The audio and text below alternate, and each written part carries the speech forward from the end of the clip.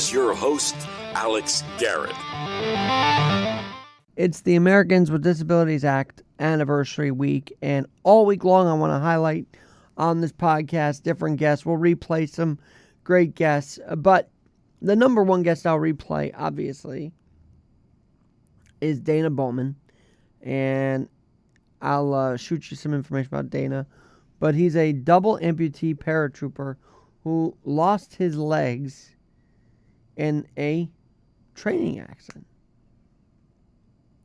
And he has persevered through that. He still paratroops with prosthetics on, has multiple different kinds of prosthetics. So I want to get to that interview with Dana Bowman during this ADA anniversary week on the Alex Garrett Podcast Network. But first, I want to also highlight an organization because people think of Christopher Reeve and they think of Superman. But as I was hearing John Williams' version last night, his theme song for Superman, I couldn't help but think Christopher Reeve himself had to adapt after, falling off his horse, I believe. And he became severely paralyzed on May 27th, 1995. But how he became super in a very human way was that he not only adapted to his disability, but he made a cause out of it. He made the Christopher Reeve Foundation out of that tragic accident. He did not lay down and sit down and say, this is my kryptonite, right? He got back up and he continued to be that Superman, even from a power chair. And then his work and his legacy continues through the Christopher Reeve Foundation. So I will CC Will Reeve on this. I will also link you the website for the Christopher Reeve Foundation, who is a big foundation to help people adapt to their disabilities, to their needs, and continue being super and saving so many lives as the Superman Christopher Reeve once did on the silver screen. Without further ado, here is Dana Bowman, my first real idol and hero in the amputee community. And I'm so honored he joined my podcast. His tagline is, "It's not the disability, it's the ability." That line courtesy of Dana Bowman, who isn't afraid of anything, who is I believe a double amputee paratrooper, who's been doing this for years. Dana, you and I first met at Mitchell Field for the Games for Physically Challenged, where you jumped in at least 2-3 times in consecutive years, and your name came to mind, actually, when someone nominated me as a top athlete, whatever, because I was doing all that other stuff. I thought of you because you're one of the best athletes I know. So Dana Bowman, for those who may not know you, tell my listeners your story. Thanks for joining me this morning. Well, I appreciate it. And, it's been a long road. And what's really neat about it is going out there and still shoot, move, and communicate. That's what I did in the United States military. I was spent time in the United States military working with the Army, Navy, Air Force, Marines, and the Coast Guard. So I got my 20 years in now, and I'm done, retired, but I still work for the United States military. Kind of back it up a little bit, I started as an engineer in the United States military, a heavy equipment operator. I started at Fort Leonard Wood, Missouri, lost in the woods, and then I on to Fort Lewis, Washington, where was my first duty station, and it was just beautiful up there. Had a great time, great unit, and then I upgraded my leg status, which meaning I was not airborne at the time, not jumping out of planes or anything like that. Had no clue about airborne, so they sent me out to Fort Benning, from there, and then off to Fort Bragg, North Carolina, at the home of the airborne. I had a great time. I was stationed in the 82nd Airborne 307th Engineers for 3 years. Spent my first combat tour which is a little mission that we had in Grenada in 1983. After I spent my 3 years with the 82nd Airborne, I decided to up my goals a little bit, and I joined the Green Berets, the Special Forces, which was pretty awesome. So now I had a red beret, and then I had a green beret, and I loved the United States Military Special Forces. They sent me to Panama, South America, and I spent 10 years there. Peru, Argentina, Venezuela, Ecuador, stopping drugs coming back into America, a lot of foreign internal defense missions, and working with some great troops. Had some opportunities to work with the NSA, the CIA, DIA, all these different agencies coming together and, I said, helping our country out.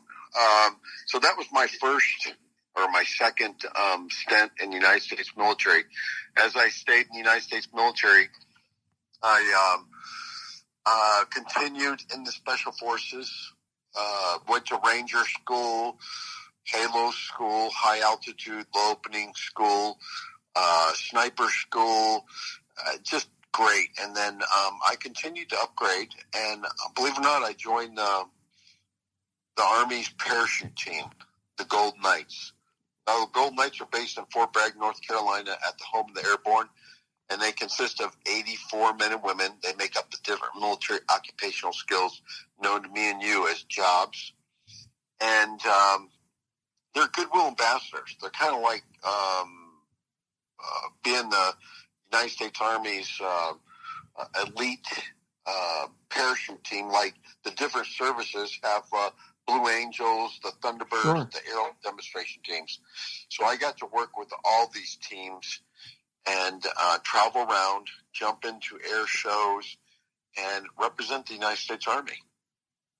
And then in 1994, you have this tragic accident happen. Take us through that moment, and then life after was never going to be the same, was it? Oh, no, not at all. On the Gold Knights Army Parachute Team, I was in the winter train-up where we go once a year, and we bring the teams together, and we perfect our skydiving skills, and we do all kinds of different demonstrations, aerial demonstrations, jumping out of planes and landing on these little tuffets and targets so that, you can be a represented and show them the United States military. We did this maneuver called the demanding diamond track, which entails two jumpers to exit aircraft at right around 13,000 feet. They fly away from each other and they fly back towards each other. So your objective on this diamond track is to make this red etched out diamond in the sky starting at 13,000 feet, meaning one guy jumps out of the plane, goes the opposite direction, and has smoke trailing from your ankles. So now you're on the ground and you're watching this, and you see these two bomb bursts, one going to the left, one going to the right. They fly away from each other in about pre-designated altitude, about 7,500 feet above the ground. They turn around 180 degrees, and then they fly back towards each other. Now remember, you're still coming down, you're getting further and further away from each other. Then you turn around, you come back towards each other. So you finish the top half of the diamond, and then you come back, and you're supposed to cross at an altitude of 35 to 4,500 feet above the ground, and then open your parachutes up, come down, and land. Well, on the bottom half of this diamond track, February 6, 1994, about 10:30 in the morning, myself and my partner have just performed our sixth jump of that morning. And this was our last one. We were going to get our break, and we were done for that weekend. We got closer and closer and faster, and we gained speeds of right around 300 miles an hour. On the pass, believe it or not, my partner got a little too close. I seen him coming on me, but you could not change direction. And my partner went to put both arms out to veer off to move away, and believe it or not, his arm clipped both my legs, and I had both my legs were cut off in midair. Now, here's the crazy, and that is one insane part of that. I didn't realize your partner also died almost on impact, it seemed, from what I read in the bio. So I guess a couple questions. Firstly, do you ever suffer a case of survivor syndrome in addition to still missing your legs, or how were you able to recover from all of this trauma and really still do this? Because I know you still parachute to this day. So what was the first couple years like in getting back into it? Self-pity, bitterness, depression, sure. I mean, you get all that. I mean, I just had the best thing that I've ever done in the United States military. The military all was going down the drain. Like, when you lose your legs, you're a different person. You're now disabled. You're a person that jumped out of planes and did all these things in the United States military. I love the military. And then it was, you've got to leave the military. You've got to take your disability, and we don't need you no more. And, you're not worth anything. And these were the things that were thrown at me. I didn't want that. I had no clue about disabilities. I couldn't even say the word of prosthesis or prosthetics, or there was nobody there to walk up to me and say, "Oh, I'm a double amputee, or I'm a single amputee, or I've lost this. This is what's happened. Oh my golly, you're going to be fine. You're going to do great." It was the doctor saying, "You're not going to be the same for the rest of your life." And it was like very depressing. I'm like, I need some motivation. I just lost my best friend. I lost both my legs. How in the heck is somebody going to come in there and just boost me up? I'm usually the guy boosting people up, And I just, I put my hand up. I don't want to hear this. Yeah. So I started looking. Obviously I had to rehab. I went to the funeral 7 days later. I was in Walter Reed Army Medical Center in Washington, D.C. for about 5 or 6 months. I just had to continue and not give up. There was a lot of doubt in the United States military, and I was still in the military. And so I was on medical hold, and believe it or not, 5 months after my accident, I snuck out of the hospital. And I went back to Fort Bragg, North Carolina, and I made a parachute jump my first time with my prosthesis. That's amazing. And I came back to the hospital that Monday, and it freaked everybody out because I told them what I was going to do, and they didn't take me seriously. They said, "Well, what are you doing? You need a pass for the weekend?" I said, "Yes."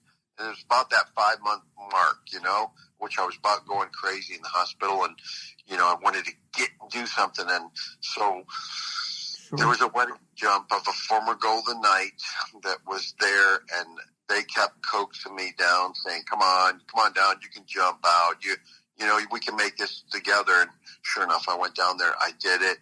And believe it or not, that jump, with the video and the pictures of that jump, when I came back to the hospital, showed them that I could still do this, and I could do it safely.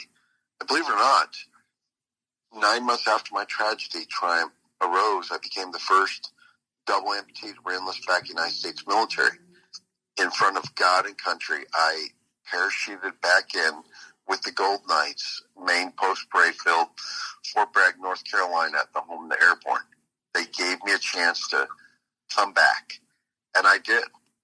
Well, that is amazing. By the way, North Carolina seems to be the home of some really amazing comeback stories. Because you sort of were like Michael Jordan, right? You went undercover going to North Carolina to go back and do it. Remember, Jordan actually rehabbed his knee down there at UNC. So I could see in North Carolina there's a lot of spirit there, and certainly you have that.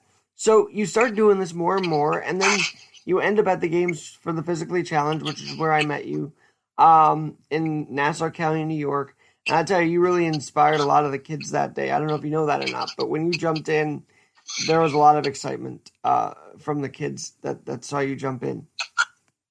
That was one of my highlights of being able to give back, and especially to the physically challenged. Because we all have some type of a disability, believe it or not. Yeah, really think about it. Not like, that's what my motto is. It's not the disability, it's the ability. I love that. And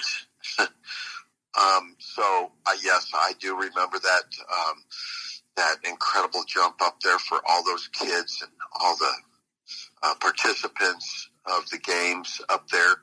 And I tell that story all the time because it was a little unique being in New York and in between JFK and LaGuardia and bringing a helicopter down for the parachute drop. And it just was a normal helicopter. I mean, this helicopter came from East Hampton, and it was a Black Hawk helicopter. It was a military helicopter.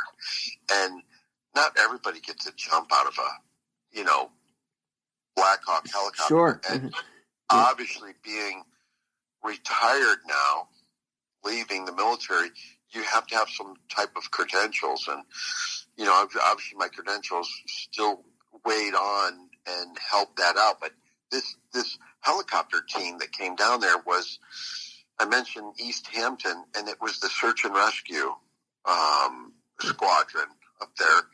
And I don't know if you remember the movie The Perfect Storm. No, I do not actually. There was a helicopter, and they were out there. There was a perfect storm, and they went out. This helicopter went out and to save life.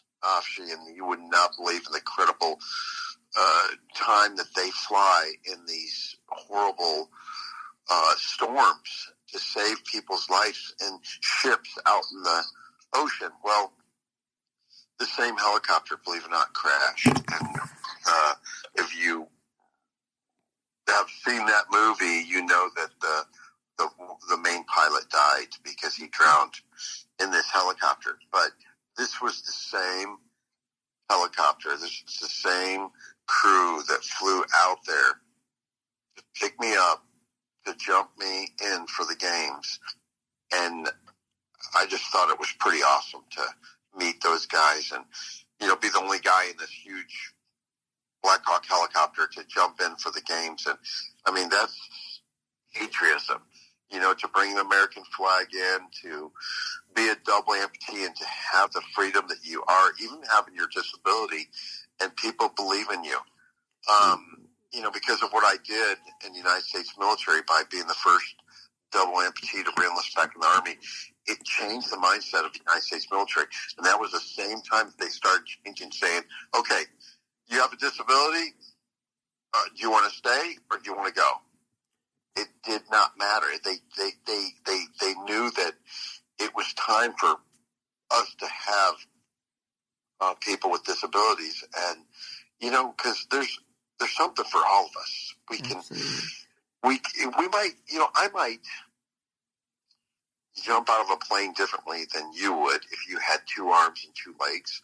Guess what? I have over 4,000 jumps now. I have 32 parachutes. And let me tell you, when I left the United States military, I went to college and I got my aeronautics degree. I became the first double amputee helicopter instructor in the world. So I flew airplanes, seaplanes, helicopters, hot air balloons. I did it all and became an instructor.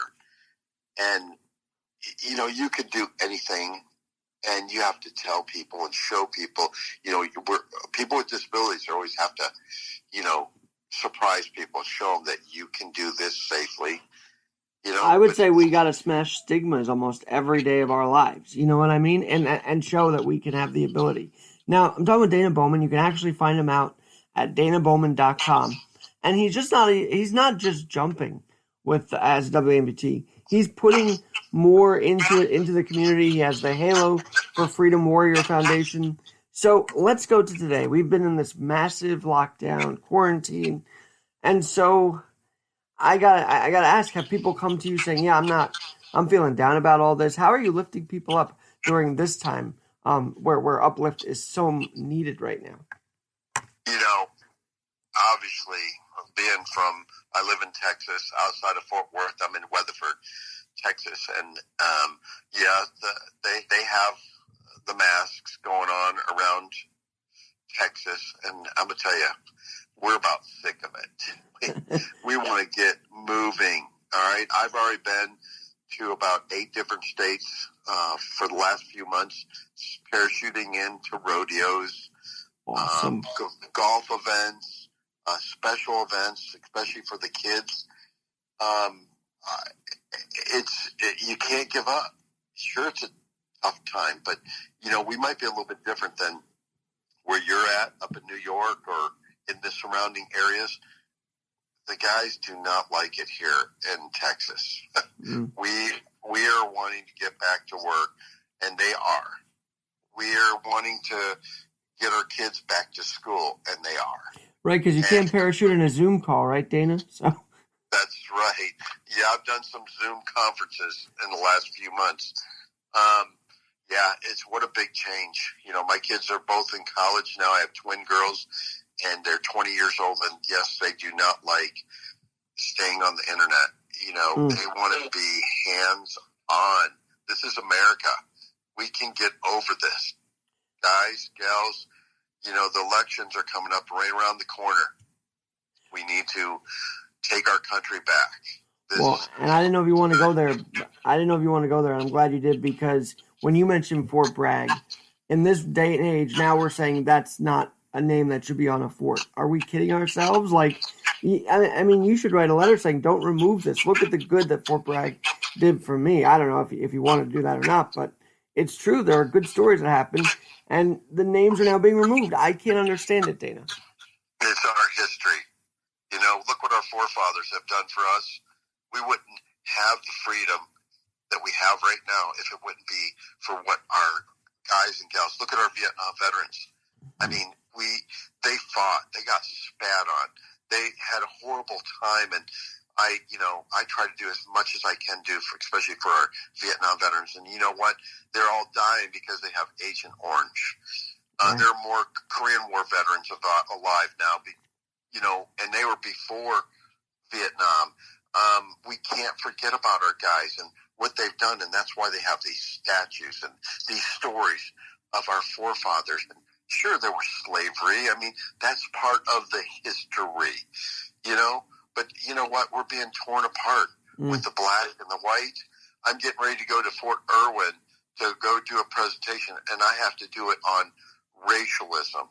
And I have to do it, which is ridiculous. I mean, why can't we all just get along? It's ridiculous. We have to take our country back. We have to be unity. I mean, we're a proud U.S. country, and we're looking like Venezuela. We're looking like all these other countries that are just killing and tearing their countries apart. Antifa, terrorists. Terrible. Terrorists. And don't think that they're not. Folks, I'm a Republican. I'm a Democrat. I'm undecided. We have to get our country back. If we don't, we're at a turning point right now. There will be a civil war. There will be tearing up. We will be like Venezuela. It's going to be ugly. We got to stop this. I don't think that's fear mongering. I think that's truth. I really do, because already we're getting checks by the mail, and that's kind of something I feel is an example of socialism, right? You give $1,200 for nobody to do anything. It just, you get them used to that, and I don't want to be used to that, if that makes sense.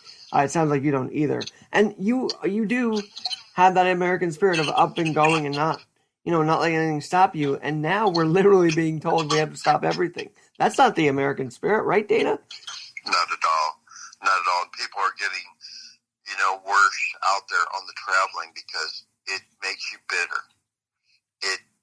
When you've changed the things that we've done to get our life to, obviously we grow up, we get educated, we have kids, we have family, we're proud of our family, what they do. They could join the military, they go to college, they do all these things. My son just graduated in I'm trying to think just in May, and he wasn't able to go to school for several months, and he didn't finish with his classmates. We lost a piece of that graduation, and this is what's happening out there, and I see it every day. Dana, I'm so glad you're talking about this, because I think also, as someone with a disability or someone who overcomes everything like you and I do, we want to be known for our thoughts more so than our actions. Like, yeah, it's cool, I rollerblade with one leg, but yeah, I should be able to think freely too. You know what I mean? I'm fighting that every day. I don't know if you feel you are too, but I definitely am. Fighting that ability to have free speech and say what I want. And just because we're disabled, we don't have to go to a party line. You know, I think there's that too. We're kind of couched in like, you should be this way because you're this way. No, we're free thinkers, aren't we? Dana. I don't know if I lost him there. Let's see. Dana, you there? No, I'm here. Okay, I don't know if you caught what I just said, but I was saying that No, I heard you. Because we have certain things, we are sort of couched in a certain way. Like, you're this way, so you have to think this way. And you and I are like, no, we have our own thoughts. Thank you very much. Yes, we do. We do, and some people don't like that. And and let me tell you, like I said, this COVID deal is killing our country right now. And if you look at the statistics on people with flu or car accidents or whatever, we have more of the flu, the different other things that are going on in our United States, on people being infected with, whatever it is. There is more of that than there is of the COVID. I don't know if it's they want to keep telling you that everyone has it. I've had employees of mine here in Texas to go down and get tested, and try to stand in a line for a day to get tested. When you say, this is it, I don't want to be here, and they leave. They didn't get tested, but they did sign up, and 2 days later they call them back and they say, guess what? You've got the COVID. And they never got tested. I know. It is ridiculous. Because, okay, these hospitals, if you walk in there, you have COVID. And we've heard these stories, and they're true, because I've seen it with my own employees here in Texas. And it's just ridiculous, because if you have people that come to your hospital and they test positive, then guess what? You get relief from the federal government. You get money. So we tell our employees, okay, guys, everybody has COVID. If they walk in, if they die in a car accident, they died of COVID. If they are in a train accident and they die, they had COVID. And it's just ridiculous. And there's these numbers and it's a political deal. It's ridiculous. I mean, this is all we're seeing out there. Okay, I wear a mask, okay, when they make me wear a mask. I mean, why do you drive down a road and you're the only person in the car and you have a mask on? It's ridiculous. Dana, I heard on the bus yesterday, keep in mind, I'm in the city where we had rioting and looting and breaking of stores and everything. I heard on the bus, if you don't wear your mask, a cop's going to come on and enforce that. I'm like, how are you telling that to the people that are breaking into our stores, or no? It's like they're targeting the wrong people to enforce, and it sickens me. But I've got to ask you this, because you just mentioned, you can't go to the hospital if it's COVID. In your company, in your, foundation, did you hear any stories of people saying, yeah, I needed to get this, but I couldn't because they canceled elective surgeries? Have you had any stories like that come your way? Oh, absolutely. And I did. And you were sad about this. They tell you that the COVID, you go down for the COVID and go get your testing. Listen, it's not free. You're paying for it. There is $400 or $500 in Texas. If you go down and you go get tested, you're paying $400 or $500. These people, anybody, if you want to get tested, you might as well forget it. You're paying. So there's no free check you out and, make you safe and all that other stuff. And then on top of that, they're going to tell you have it. So you're getting double whammy. Now, the surgeries, yes. I mean, I know that for a fact because I had surgery. I did have during the COVID, and I went to the VA and I had some minor surgery and all that stuff. But, golly, it's just like we have a movie that's one of those places where everybody in the world has COVID, and you have to be 6 feet away from each other, and then you're flying the airplane and you're sitting 20 inches away from somebody. Right.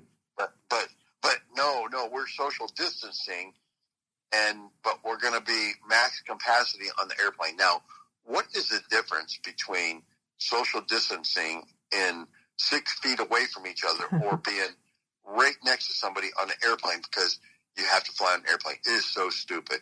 I just do not get it. Just think about that. Okay, you got a mask on, you're in an airport, you have to do social distancing. But we're going to cram you all on an airplane. It's got 100% people in there, and then you got the flight attendant up there. Pull your mask up over your nose, Yeah. Well, let me ask you about that. If you've been on an airplane, I have several times now. It's ridiculous. Wearing a mask. You're about to suffocate with the mask on anyway. On top of that, I just want to let you know, if you fly on any airline, if you have a bag of chips and you have a water with you in your hand the whole time, you don't have to wear your mask because you're eating, okay? So you just take your mask down and you pretend that you're eating, and you won't have to wear your mask. Dana, especially at that altitude, I mean, you don't want to have the mask on at that altitude. So let me ask you this. Now, let's have a little fun with this. So you have prostheses, even if not during COVID, any crazy prostheses stories where you might have gotten them lost thanks to the airport, or something, like any crazy travel stories that you want to share with us during this journey? Well, after all these years with hundreds of different types of prosthetics for running, jumping, flying, snow skiing, water skiing, I have them all. Yet traveling, my baggage is always very heavy because of all my prosthetics and the parts and pieces that you need. It's, polishing them up, going through, big thing is going through airports because, I'm jumping out of a plane and I use smoke that's connected to my ankle on my prosthetics for the jumping so you can visually see me when I jump out. It looks really cool with the American flag. And I do jump a 2,000 square foot flag in when I come in every jump. And so I got this residue from this smoke canister that is obviously it's kind of like the material they use for explosives. So now I'm coming through the airport and they're going to swab my legs, and I usually wear shorts when I'm coming through the airports. And obviously, coming through, they're going to wand you, pat you down, swab you, check you out. And me being military, I have my military ID card, and these guys they have their little wand and they'll beep in your shorts, and they'll say, it'll beep, beep. Sir, what's in your pocket? I'm shorts on. I've got prosthetics. It's my prosthetic. I love it. Well, there's something hard right there. What is that? It's my prosthetic, sir. And so, they swab you down, and all of a sudden they say, up. It's not clear, because it says you have something, and we have to do another check. Like, golly, this is explosive. What have you been? And you tried to explain it to you, and you might even have some of your parachute gear with you. The people have no common sense. They don't understand. So they hold you up, and they have to bring the bomb dogs down and all the EOD guys, and they have to come down there and check you out. 9 times out of 10, I know these guys, and they're like, oh my God, it's Bowman. He's jumping out of a plane. We know this guy. headline news, over 250 international TV shows. I'll be lucky if they do know me. And then, then they have to do more tests. It's not like a common sense thing. I'm not a terrorist, okay? I'm full-fledged. I have an American flag on my prosthetic leg. I mean, I bleed red, white, blue, and I've been doing it ever since. But there is no common sense when it comes to these guys and gals, some of them, through these TSAs that need to be educated, or we need to start at the top and bring it down. If you go overseas and you're in Germany, they do it differently. They know. They don't do the nonsense thing. Okay? You can go to Japan and you can have water on the airplane. You can bring on water on airplane. You know why? They have a little tester. You just stick it in there. Okay, you could go. Take it. We got all these getting ripped off by our government and all these people coming up with all these gadgets and goojets and whatever to check your stuff out, and they still sneak crap on. And, we're getting hosed here. No, Dana, I'll tell you, I went to South Carolina for a doctor's appointment. And both times, up and down, down to South Carolina, back up, they had to swab me and my crutches and my roller skate. And it's like, I don't get what it's for. It doesn't make sense. So I feel you there. You mentioned family, and I want to ask you about that. So when this tragic accident happens in 94, how strong was family back then? Were you married at that point or not yet? What was that dynamic like after your accident? I was married probably about 8 days before my accident. And so it was brand new. And believe it or not, when I was in the hospital, she did not want to be there. She did not like the guy that had no more legs. I mean, she was somebody to look at you like, oh, I don't want to be here. This guy was my guy that jumped out of planes and he did all these incredible things. It was special forces and big bad, military guy. And then now he's disabled. So believe it or not, my wife left me when I was in the hospital. And that was it with that. Wow. I recovered by myself and had to be strong through those doctors and for the sneaking out and joining back in the military.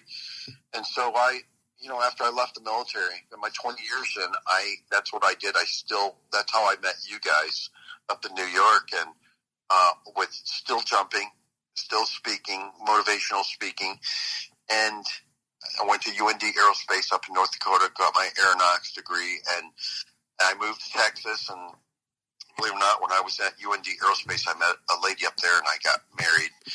And I had twin girls. I brought my girls to Texas. And, I've been here ever since. Amazing. And I've traveled all over the United States. I do about 100 demo jumps a year and have some great parachute stories. And I always tell some great stories from, flying or jumping or just meeting some incredible heroes. I met the guys, the Boston bombing. I met, almost all the Medal of Honor recipients in the United States military, our Vietnam veterans, our, Korean War veterans, our last guys that are gone now, they're Tuskegee Airmen. I mean, we've lost a lot of heroes every day. And, these poor veterans now are really suffering over this because, they say the older you are, the more susceptible you are to this COVID deal. And, so they're all not coming out. They're not going up. People are not driving. They're fighting. They're, because they watch TV, they watch the internet, and they scare them to dickens. Well, by the way, I do love the stories of we're seeing like a 99-year-old or a 100-year-old who survived World War II, survived this too. It's like, wow, that's amazing. And it really goes to show the tenacity, right? So if you're 100 and surviving, that means you're tenacious. And just like you are, Dana, right? So I think there's a lot of correlation between staying active, staying fit, and staying healthy. No, it really is. Is there a time where someone may catch you without you wearing the legs? Do you ever have a downtime where you're not wearing them? And just because I know sometimes it may get a little too much, but are there any times where you don't wear it? No, I have not. I keep my legs on all day long, and I do whatever I can do. I mean, that's part of me. Have you? So I'm guessing you didn't wear a mask during these parachutes during COVID, which I'm very proud of that to hear that. So what was that like for you? It must have felt uplifting for yourself and for those around you that saw you come in. Like, yes, we're doing this. We're during this time, but Dana's uplifting us right now.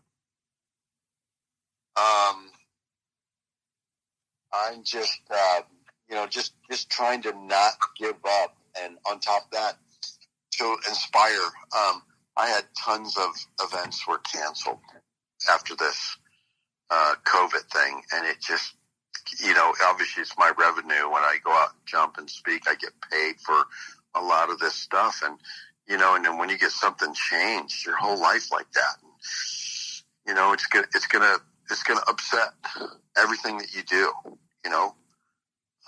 Economy's been tough.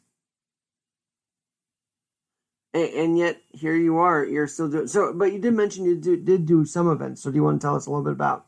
You did some rodeos. Was this during the pandemic? Oh, during the pandemic. Yep. And you don't want to hear something.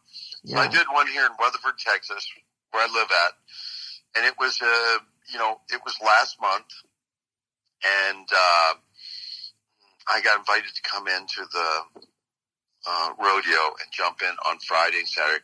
But what happened was months earlier, they called me and they go, Dana, because the sheriff's posse called me and said, we're canceling.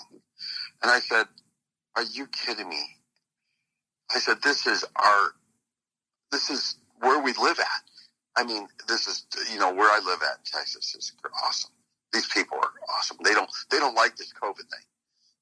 And I said, you guys are bowing down, and you have to have some balls to go out there and, just say, hey, we're going to come community. We're going to do this. And this is no kidding. So they called and they canceled. And I called my friends. I went, do you believe this? They canceled. I mean, now we're going to be like everybody else, just cancel everything, make it even more miserable for people. I mean, these poor kids just couldn't have a graduation, and all these kids in town and everybody we love the rodeo. I mean, everybody goes to it, and I get to jump into it, and then all of a sudden I get a phone call back about, I think it was a day later, and they said, oh, we're back on. I'm like, oh, thank God. But they had changed it for, weeks later. Sure. We know, Dana, but guess what? We pulled this thing off. We had over 7,000 people there. And you want to hear something? Absolutely. We made headline news. If you pull up Weatherford, Texas, and you want to see the picture, the media came and says, oh my golly, this is not a COVID safe place. 7,000 people, not one person had a mask on. Okay? Amazing. Now, obviously, the first thing they're going to say, oh my God, the cases are increasing. And then, obviously the governor has to get involved and the judges have to get involved. And then they're all freaking out about it because we had a great week. Raise the money. We give the money to the disabled. We give it to the schools. We were Americans. And I'm going to tell you, we're proud Americans, proud Texans. We have one statue in town here, and it's from the Civil War. And,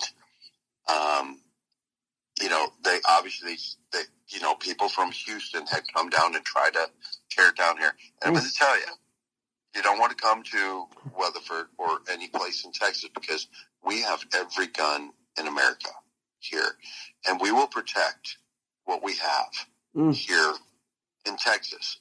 You're not going to take our statue down.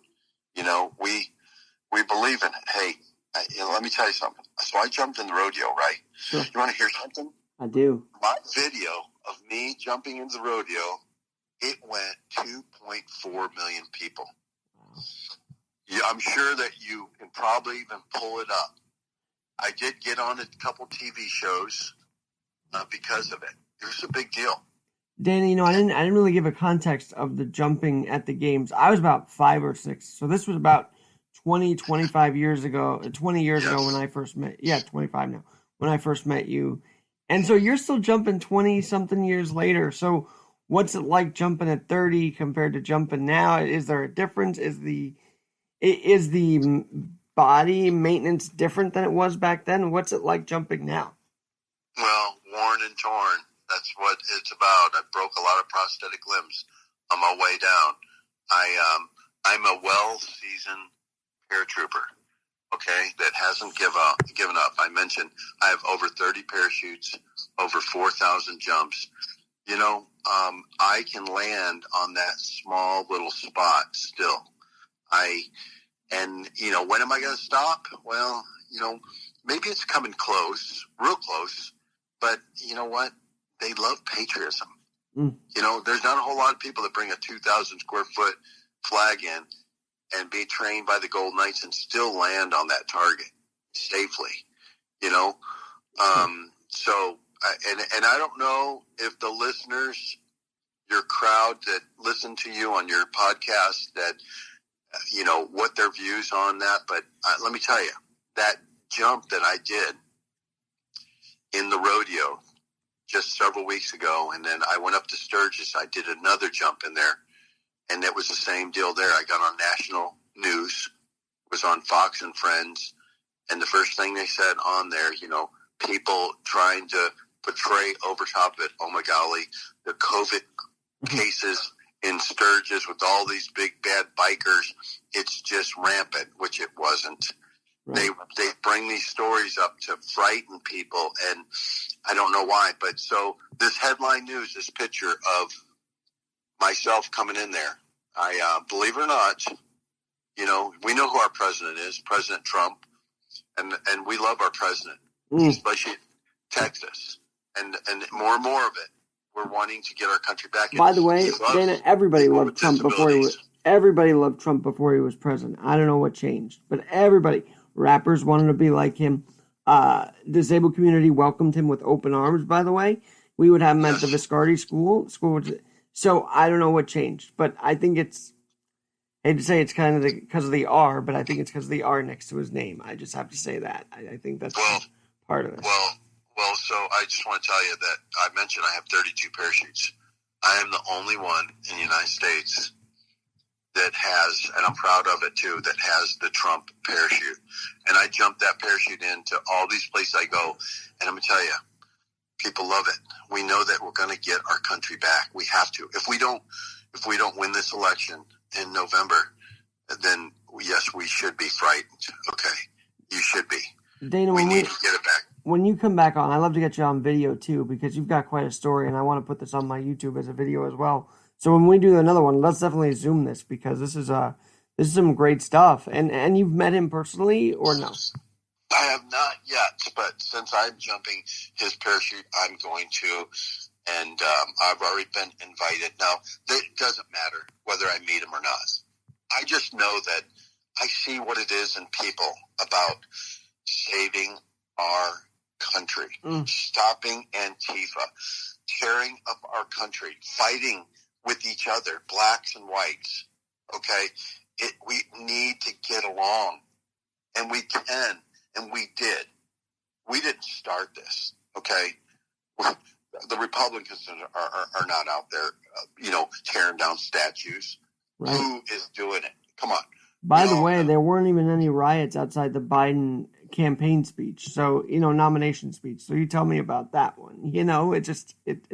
It proves to me something that, there is a leftist thing going on. I'm not going to relent in saying that, because how can you explain no mob outside Biden's speech, but a mob outside Trump's speech?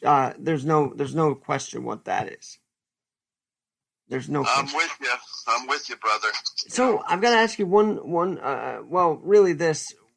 every jump since you've had this happen and you overcame this and everything, do you do it for your partner that did die in that crash? Do you say, I'm gonna jump for my friend Jose Aguilan, Sergeant Aguilan, every jump? Like, do you dedicate that to him, even if you don't say it in mind and spirit?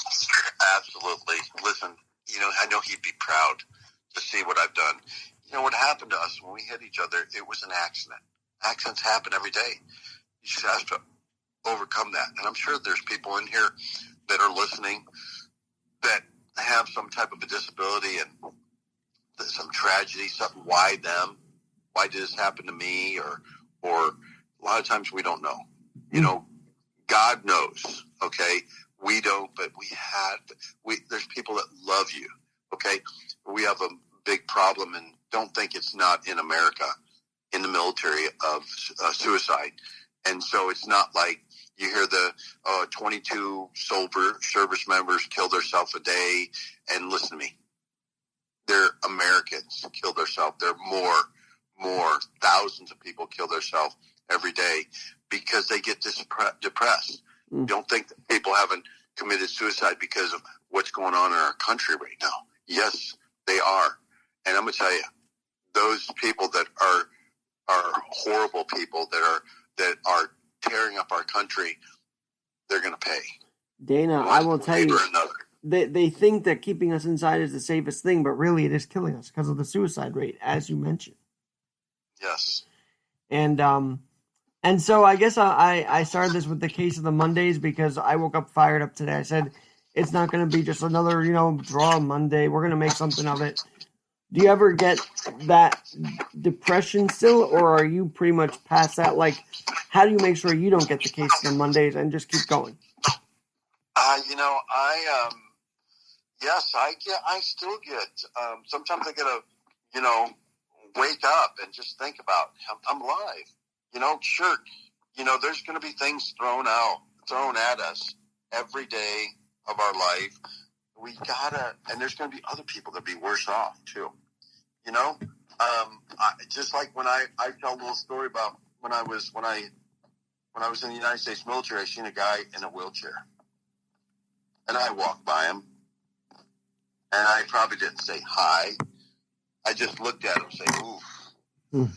I didn't want to be there, I mean, really, I looked at this guy like, ooh, God, hate to be him, and never really even thought about it. That's how normal people with 2 arms, 2 legs do. They walk by somebody and just look at them and maybe disgust, maybe saying, poor guy or whatever. And then no kidding, I become a double amputee. I'm in a wheelchair. And you know what? I seen that soldier walk by me, do that same look that I just did. And now I got it. I get it, okay? It took me being a guy that had it all and down to here, no legs, one above the knee, one below the knee, in a wheelchair. Now I'm disabled. And I'm going to tell you, people look at people differently with disabilities. And we don't want to be looked at like that because I remember what I did. And sure, I was wrong, but that's all the things that, like I said, these listeners and people that have 2 arms and 2 legs or have some type of a small disability. Remember, we all have a disability. Your disabilities are the things you think you can't do. Remember all these things I just told you, being a pilot, jumping out of a plane, shoot, move, and communicate. I'm still out there actively doing all this stuff. I might walk differently, and you know what? I might get in that airplane and fly that airplane differently, but guess what? I have a first-class medical. I fly. I've been checked out by the FAA.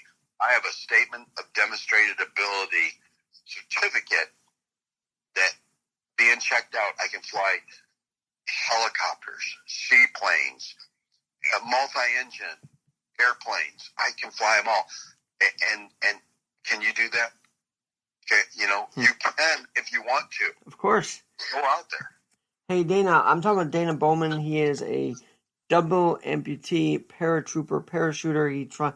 Now I find out he flies the only Trump parachute, and I'm very excited to hear that, Dana, and that's very cool.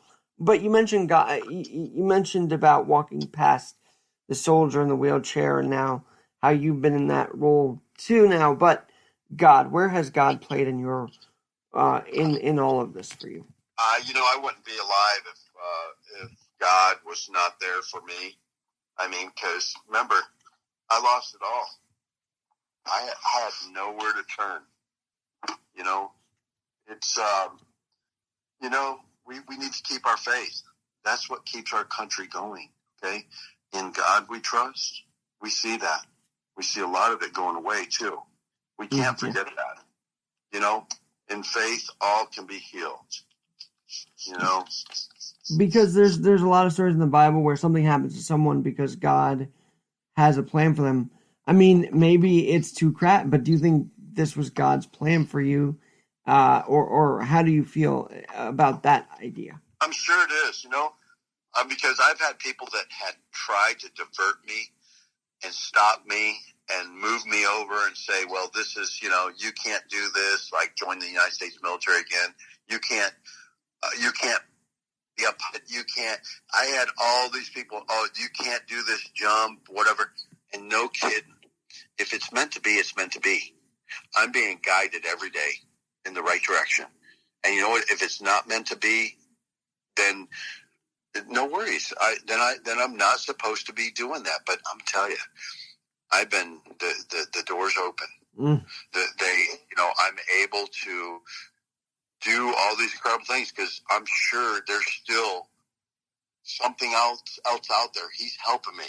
He protects me. And I'm telling you, I've been even being a double amputee, I've had some squirrely jumps and landings and things like that. And I mean, just you can only imagine all the places I go. And if I do something, I got to be safe. I don't want to die. I almost died. But, and guess what? I'm not worried. Dana, I think there's a reason why you and I reconnected. This is not by accident. So I'm very glad that we had this hour. I'm going to put this in a podcast segment called The Abilities Hour, where I talk to people who have been overcoming a lot. And it's the hour where we just talk about, our abilities. And I think we need to talk about more because I think, as you say, and as I've seen and I've been told, there are a lot of people that say, no, you can't do this. Well, yes, we can. And we are, plain and simple. Right. Plain and simple. And so, Dana Bowman, thank you so much for this beautiful hour of conversation. And I got a little insight into you more than just seeing you jump out of the plane at like 6 years old. I get to know you a little more today. So I'm very excited about that. And I was talking to my dad yesterday. I said, do you remember when he went around and he was giving out those signed pictures? I remember that because I think you literally you knelt right in front of me to give me the picture. I kind of have that visual of that. So I'll never forget those days. And thanks for reconnecting. I'm glad we had this hour today.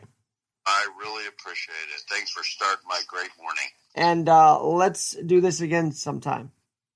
Okay, we'll do it. All right. I'm Alex Garrett. That's Dana Bowman. This is the Abilities Hour on Alex Garrett Podcasting. And please do not get a case of the Mondays. Start your week out, pretty damn good on a high energy level. We'll talk to you soon.